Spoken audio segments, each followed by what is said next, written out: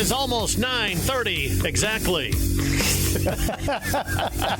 We are so close to being at 9:30 exactly. How much you miss it by this time? 30 seconds. 30 seconds. Not bad. That's not bad. Stupid commercials. I didn't figure those in. So. Yeah. Or I figured too much in for those. I didn't even know what I did wrong, honestly. Yeah. Well, you took a week's vacation. You haven't got back in the rhythm yet. No. Before that, you were pounding out right at 9:30 almost every week. Like a machine. Yes. Now it's just all over the place. It's lost. It's gone. It is KCIM Sports Rewind. I'm John Ryan. I'm Jeff Blankman. And I'm Mason Nealand. After thinking about that for a moment, they remembered their names. So there we go. Let's do some sports rewind here this morning. We got lots to talk about. There's volleyball playoffs that get started. Cross country is going to begin Wednesday, Thursday. Football playoffs. First I can ever remember of a football doubleheader happening. Yeah, I know. Nathan Cones asked me that yesterday, and I said, in my 22 football seasons here, I've never had any kind of a doubleheader before. I'm happy to have one. Oh, no kidding. Yes. It's about time. So Kemper doesn't have to travel to go do a game in the playoffs because Carroll High has the field for their final regular season game. Yep. So what did it take? The association saying okay to be able to host this? And Carroll and the city of Carroll, or the people of Carroll and stuff, approving a turf field, because years ago, before we became a turf facility, they would have allowed a doubleheader to be played here, but on a grass field, they're not going to do that because there's concerns about the second game and conditions of the field. And then the other thing that had to play out, I know Carroll High had reached out to Boyden Hall Rock Valley a year ago about moving their game up and, playing at a different time, but, that's a long haul from Boyden Hall Rock Valley in week 9, and they didn't have a desire to be able to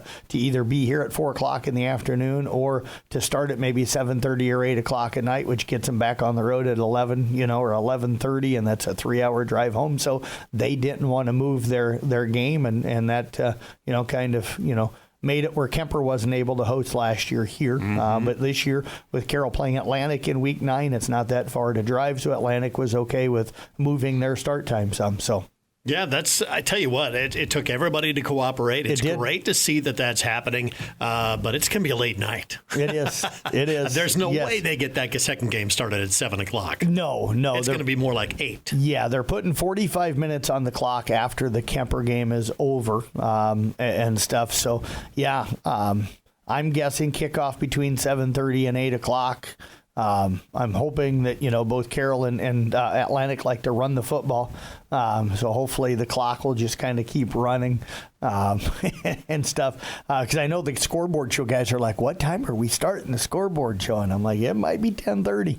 It might not be at 10 o'clock that you get the scoreboard show on this week. Guarantee it will not be 10 o'clock. It'll be after that somehow.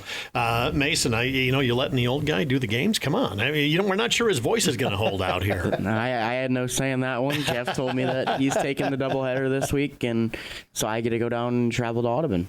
All right, so you've been wanting to see the Wheelers. Oh yeah, that's a team that when you look at I look at the scoreboards that they have, and I'm like, I just want to see how you get to this outcome. I'm like, I can't just fathom winning by 70 points a game and scoring 85 a game and all that. So I'm like, I need to go see them live to be able to understand how good they are. Yeah, I believe that's true, honestly. Everybody should be able to see that live. So, aside from that, we're going to get to more on the football playoffs coming up here. But Blue Jays World Series against the Dodgers, quick picks.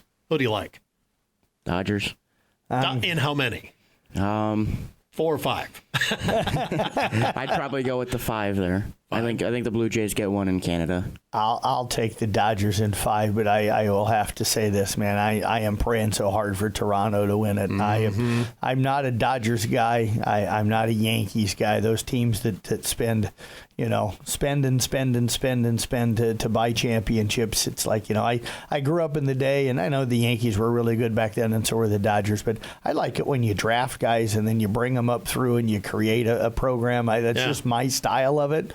Not that there's anything wrong with the way things are set up, and that if you can pay the guys, there's totally wrong. Yeah, and stuff. But I can't cheer for the Dodgers or the Yankees or the Red Sox. See, you got to look the way the NFL has done that with a salary cap, and everybody's got to kind of play by the same rules. Yes, George Steinbrenner ruined all of that for baseball. Right. Honestly. Yes. So I'm hoping for the Blue Jays. What I was really praying for was a Seattle-Milwaukee series, so it just upset the networks. Yes. Major League Baseball would have to refigure some things going forward because I would have loved to seen those two play in the World Series. But instead, we get the team that spends the most amount of money, and the Blue Jays are honestly an easy team to cheer for. They are. They really are. I'm with you. I would have been okay if Milwaukee would have gotten through. Certainly okay with Milwaukee would have gotten through. I was okay with either Toronto or Seattle. I kind of like Toronto a little bit, not be a big Blue Jays fan, but it's just one of those franchises that's hard to dislike. But, for Seattle, you hope one of these years they get it. They're the only, a team that doesn't have a pennant.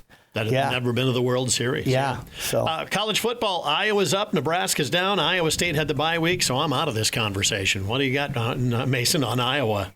It's a nail-biter of a game against Penn State. I thought we were going to lose to a third-string quarterback and a brand-new head coach, and I was not going to be a happy camper. But, Mark Gronowski played really well, I think. And are you happy coming out of that game? Kinda, yeah. Yes, he is. You texted me at 8 something or something that night. I had to. Hawk, I had to because of Friday. So Iowa gets the win. Nebraska just gets shellacked by Minnesota. Minnesota played very physical. I think they're a sneaky good team. Yeah, they were talking on the radio yesterday, and it's. I think it's really true, and I think Nebraska fans, and especially the players and coaches, need to wake up a little bit to this. We've got 2 programs that kick our tail pretty much every year, even though, sometimes it's a last-second field goal with one of them. But Iowa hates us. They hate us. They hate us with a passion. Minnesota has that same hatred for Nebraska. And Nebraska has kind of went into most of those games. It's like, it's Iowa, or and not that trying to put them down that they're not good, but there wasn't that same hatred back and forth. And when you got a team that hates you and they just really want to whoop your tail, they show up focused to whoop your tail. And when you just kind of show up going, oh, yeah, it's just another game, you get your butt whooped. Yeah. You lost the intensity game before the game even kicked off. And that's happened to us for far too long against both Minnesota and Iowa. Is this still a hangover from the Big Ten? They're not seeing it like, Nebraska's the newcomer in the Big Ten, even though they've been there for years. Yeah, we've been there since 2010. I don't think it's that. I think part of it is that in this part of the country, we came in probably arrogant, and we had dominated Iowa and dominated Minnesota for years and years in non-conference games, and now they get us in their league and they get a chance to play us. And Nebraska's probably still got a little bit of that, we won national titles, we're a better program than you mentality. And I think for Iowa and Minnesota to come in and say, we're going to whoop your tail every year. And the Iowa one, I don't know if the hatred started until our old AD that they finally fired here, after he got rid of Pelini and hired Mike Riley. When he made the comment that, where we're firing, Bo Pelini, even though he wins 9-10 games every year, because we have to gauge ourselves against Iowa, and we're struggling to beat a program that we should be dominating. Ever since he made that comment, we've beaten them once. We've beaten them once because that hatred grew for Iowa. Tell you what, Iowa State, not sure what to think about this game going into BYU. The injury's still just unbelievable for Iowa State. Matt Campbell, still the talk. A lot of national sports people say he's going to Penn State, or he should be the top choice, or it's Matt Rule. And some people said, Matt Rule's checked out already. No, if they keep losing like that to Minnesota, there's no way he's going to Penn State. Right, they lose to Northwestern this week. Who knows? If you're Penn State, do you want him? The question, I've got some really diehard friends, really good friends of mine that live over in Ames. I've known them for 30-some years, and they swear that Matt Campbell is not going anywhere. Money's not going to have anything to do with the tradition of Penn State, that he wants to prove that you can win a national title and win and get into the playoffs consistently at Iowa State. And they have no fear that he's going at all. So, that'll be interesting. I don't know. I wouldn't be shocked either way. Yeah, no, I'd heard Campbell's name thrown around for about another job as well. I'd heard Florida with them firing their coach. Some people say Campbell, but I think he's just kind of the safe option to go with because he's built a successful program at Iowa State, and once you build something successful in college football, everyone thinks that the next step is to go up, and I think the next step that a lot of people think is SEC or Big Ten ball when you're in the Big 12, but I think for Campbell, it's no sense to leave. I mean, you go to Penn State and you have to win these amount of games. If you're at Iowa State and you go 500, the Iowa State fans still love you as a coach. There's no connection between Campbell and the SEC. I don't ever see him going there. Right. SEC fans would not appreciate him or just even accept him. Penn State, I can see a lot more for that one, but I don't know. I'd be shocked. I'd be would not be surprised either way, honestly. If you're a successful head football coach right now, do you want to go to a Penn State program that just fired a coach that was 3 points away from taking you to the national championship game a year ago, has consistently won 10, 11 games for you over the last 7 or 8 years? In fact, they showed a report here right after he got fired that the last 20 years with Joe Paterno, they had 3 seasons where they won 10 or more. They had 6 10 or more win seasons in the last 11 years under James Franklin, and that wasn't good enough.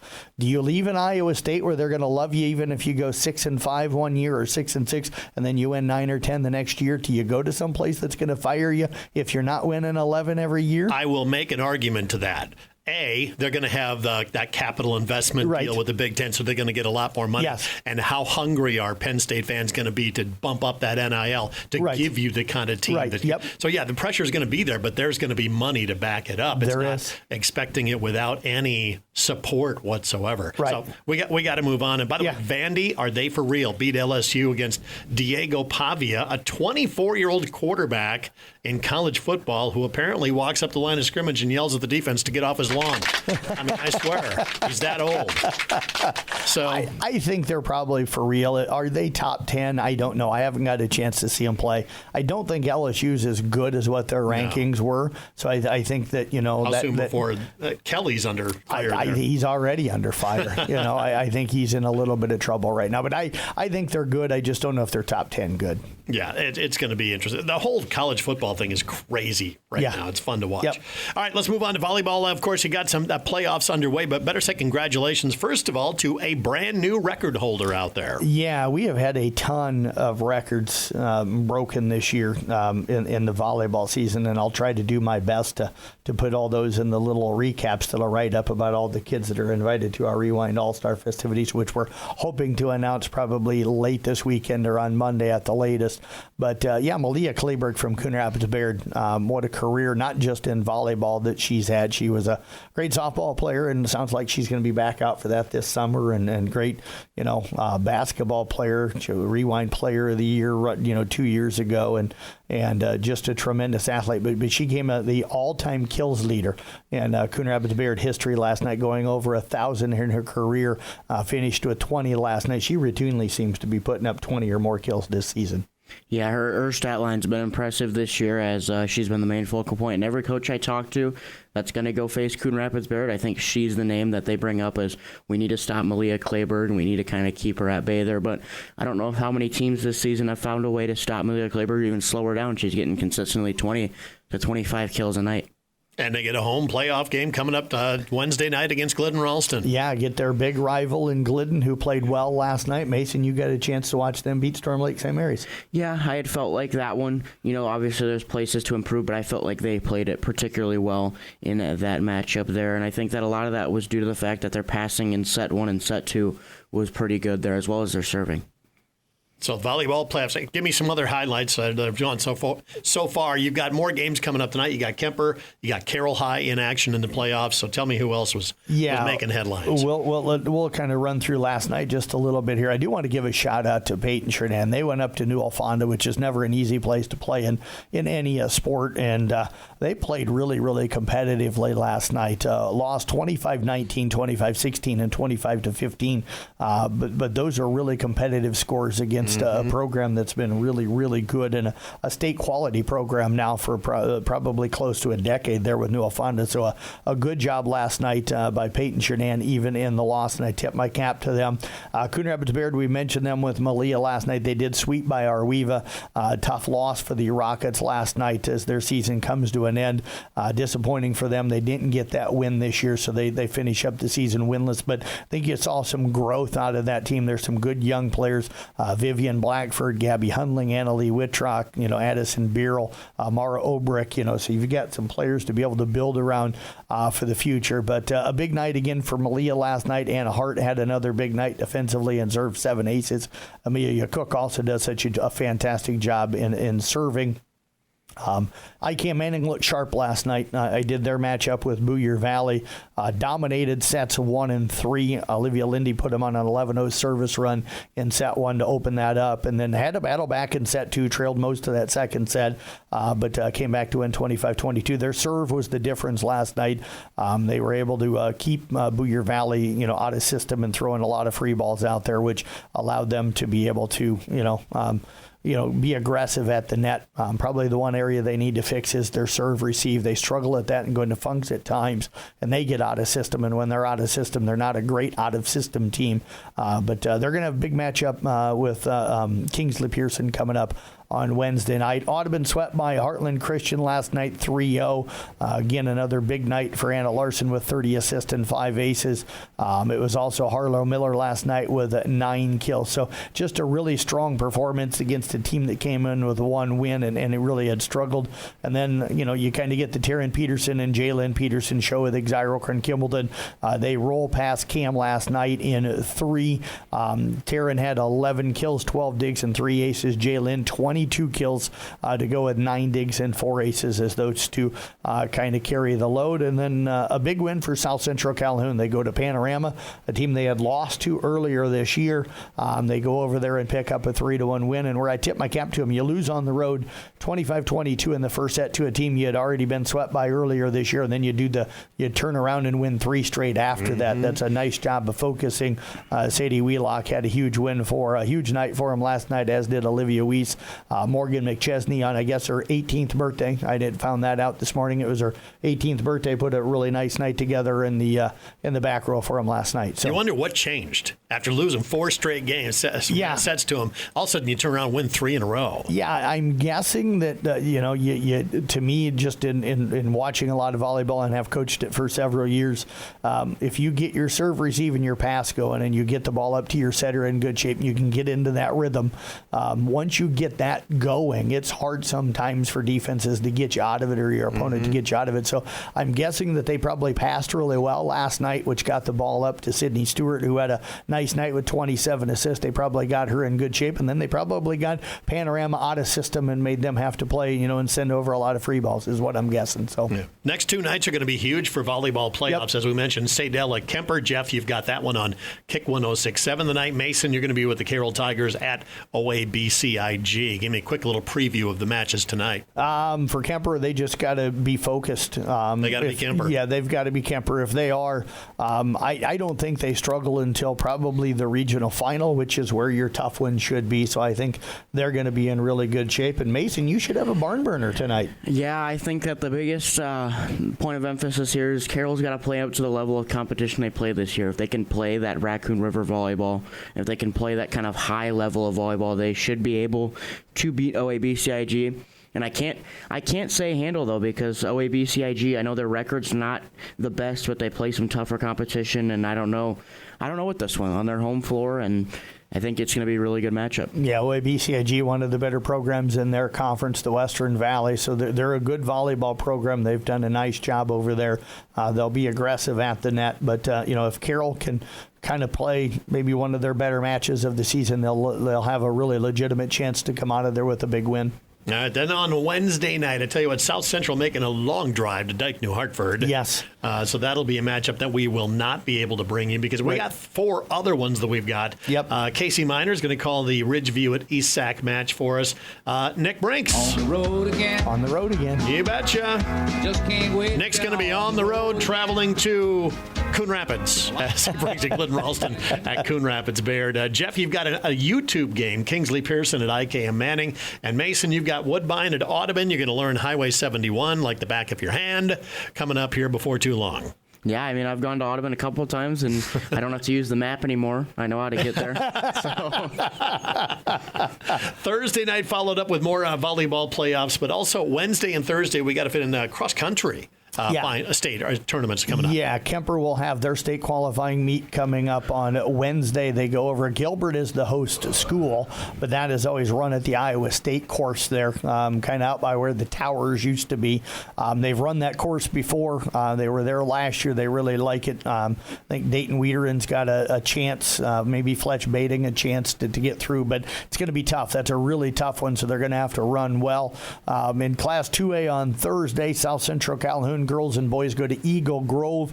And Declan Spencer's got a chance to be able to get through, I think, for South Central Calhoun. Iris Melody maybe on the girls' side of things, and Jossa Hoppert probably has a chance to get through as well. ICAM Manning girls and boys go over to ACGC. I know the ICAM Manning boys, they've got a chance to get through probably as a team. It's not going to be easy. Everybody's going to have to run well. I know they've been dealing with some injuries, and they've got to get everybody kind of healthy and to be able to finish that race, but they'll have a chance to make it as a team. And then ESAC's boys are at Emmetsburg, and the boys, they should be the favorite to win that one. They've been dominant all year, so I look for them to come out of there. If they don't finish first, they should finish second.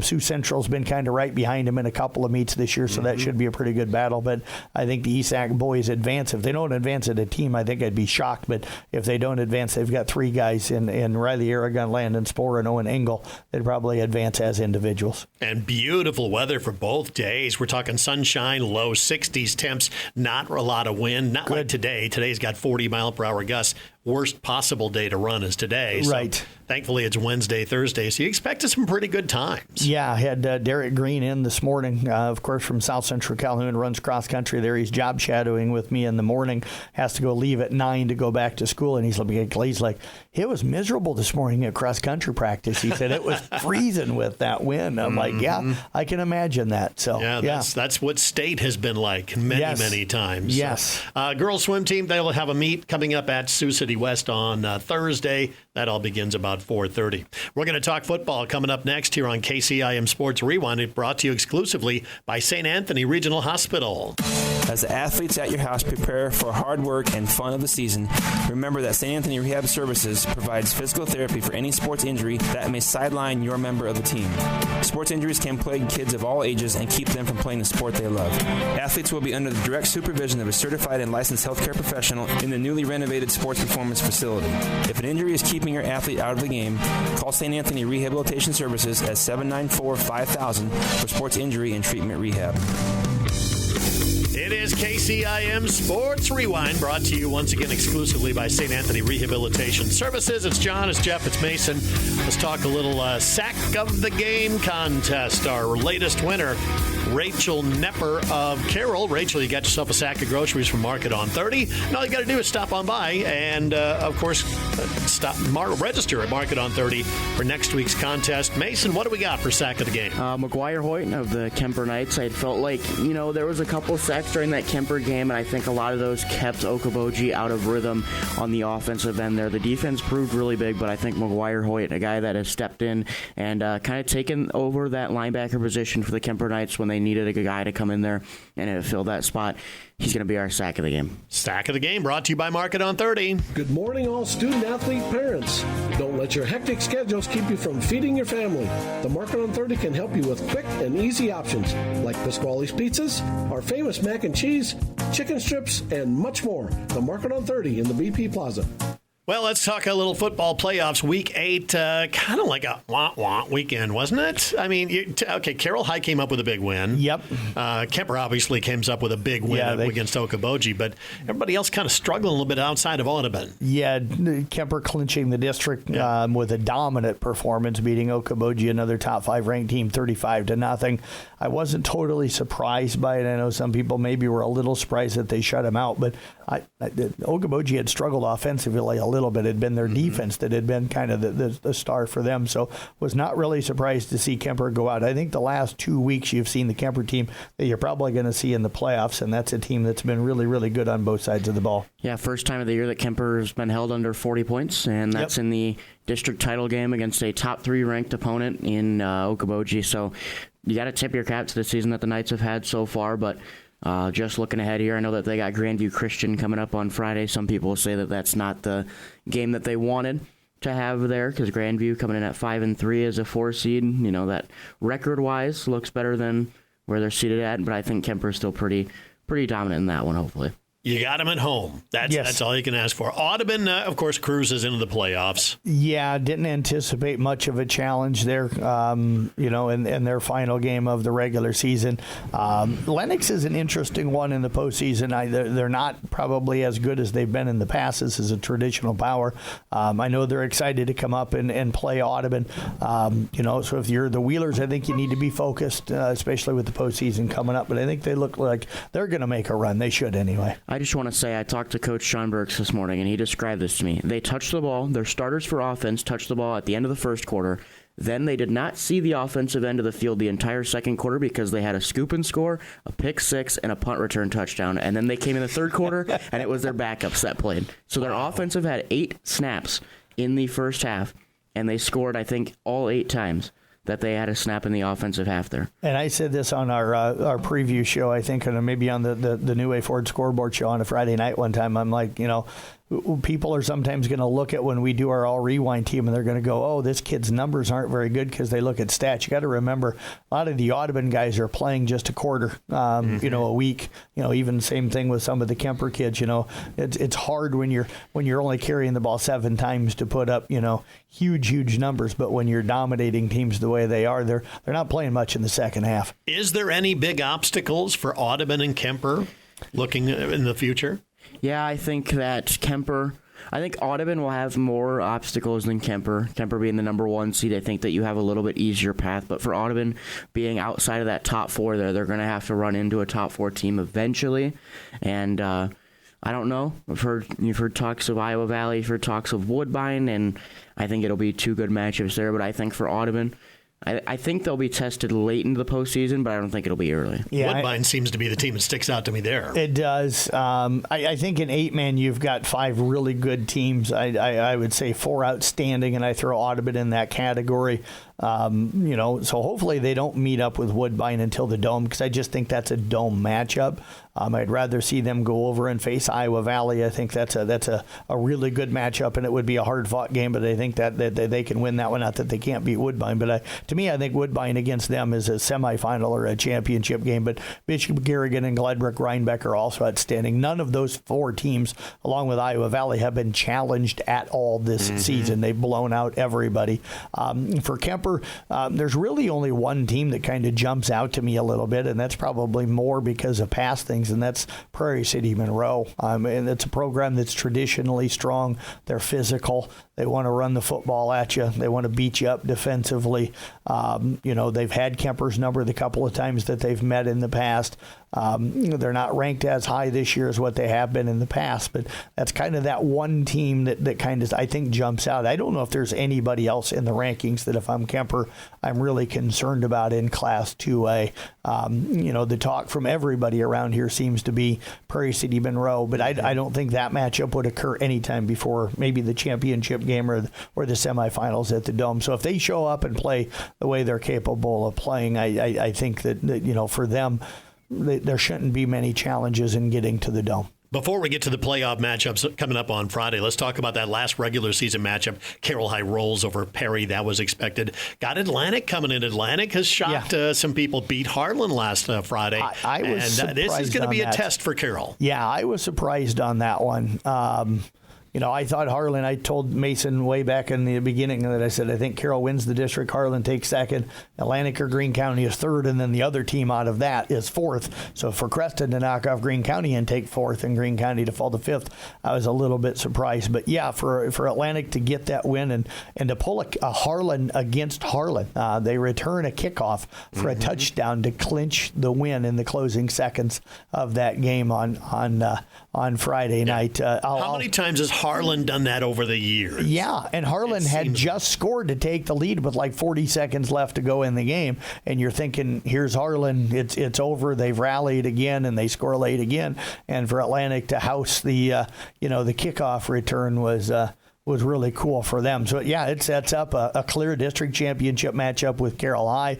That's the second game of the doubleheader that I get a call. I'm gonna reach out probably to Jerry Flesher to see if he's going to help me. But, Jerry, just giving you a heads up, you might have to do some play-by-play if my voice ends up failing. No kidding. That's a long night, especially 2 football games. So let's get to the schedule. Friday night, of course. First of all, it'll lead off with the Kemper game. That is a 4:25 p.m. pregame. Yes. Very, very early with a 5 p.m. kickoff time. Atlantic, of course, they're going to be at home as they host Lennox once again. That'll be on KKRL with Mason, of course. So that's a more normal start time, 6:25 pregame, 7 o'clock kickoff time. Nick Brinks. I tell you what, we already played the Willie Nelson thing for Nick. Now we're going to play this one. Take the last train to Clarksville and I'll meet you at the station. You can be here by 4:30 'cause I've made your reservation. Don't be slow. You don't need to get there till 6:30, Nick, but he'll be in Clarksville with Coon Rapids Baird at Clarksville coming up on Kick 106.7. Should have played jet airliner because he may need to fly to Clarksville instead of taking the train. No, anytime I can play the Monkeys, man, I'm doing it. Arweva at Glenbrook Rhinebeck, that's another game that kicks off at 7 o'clock. IKM Manning is at West Sioux, and then East Sac at West Lyons, South Central Calhoun at Underwood are the other playoff games. But yeah, that's the roundup of the games coming up on Friday night, plus the scoreboard show afterwards. Yeah, and I was shocked, to be honest with you, when all of the playoff pairings came out. We don't have anybody that has a short travel. Everybody's got a really long drive, and everybody kind of got stuck with a really, really tough first-round matchup. The ICAM Manning one just shocks me a little bit.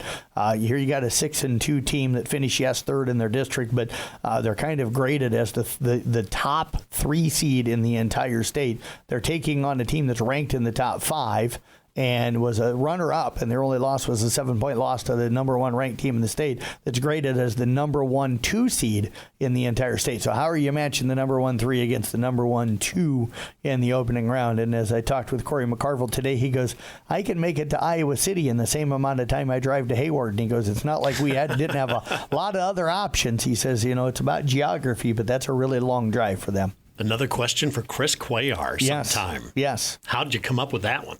So anyway, it's going to be fun. A lot of fun coming up this Friday night as we've got, 4 football games broadcast? Yeah, 4 football. I forgot the doubleheader, Yeah, the doubleheader going on. So hopefully, Jeff, your voice holds out. Mason, have fun in Audubon this next week, and we'll be back next week with KCIM Sports Rewind.